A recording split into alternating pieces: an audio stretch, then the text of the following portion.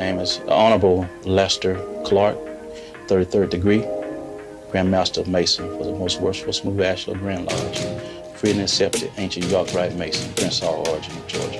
When I first encountered Masonry, was at family reunions. My grandfather used to sit us around. We always sit around a tree, and he started talking about the family history. Well, my great-grandfather been a minister and a school teacher and been a Mason all at the same time. He talked to us about the unity. He was a businessman, one of the first black businessmen in Butts County. He had this barbecue stand. They called it the morning bench. All the brothers would come around. They knew that Mr. Sims would be there sitting out on the morning bench. He's selling barbecue, Burma stew. You know, so they looked out for each other. They taught their young men and the young women to be respectful and try to be entrepreneurs. One older brother sat me down and said, son, I'm gonna tell you, so you're not gonna be real effective at being a Mason if you're not becoming a business owner or an entrepreneur, because it requires a lot of your time. So I took initiative myself to explore the things that he was saying, and look back in history and thought about some of the great grandmasters that we had, and they were always belonging to our political movement. And we talk about in the 50s, you're talking about the Clem Davenport.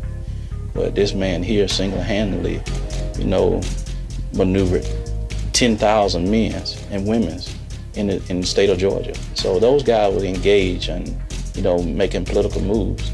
And without being an entrepreneurship, you don't have that time to engage in a political movement. My experience working in the grassroots for Obama for America, it was really amazing.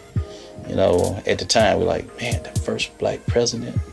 And then I had an opportunity to work with him. I actually got a chance to meet Joe Biden. Yeah, and we did a lot of grassroots work all across the state of Georgia. We first administrated the back to school, we did a back to school drive, and we started doing voter registration drives all over the state of Georgia. So we registered over maybe 3,000 high school kids. When I was doing my research and come across JEEPAC, and my first thought was, man, this could be one of the strongest movements in the King movement. We had people that were out here that were willing to support the movement. You talk about justice and equality and economics. Those things, they alone would change our neighborhoods, change the mindset of our young men. We'll be giving something back. From the goals and the things that JEEPAC stands for, in Mason, we're for faith, hope, and charity. And, I think we'll be doing our silver duty to support an organization that really for the betterment of our people and then teaching us how to be entrepreneurs. So I think it's very important that everybody support JEEPAC.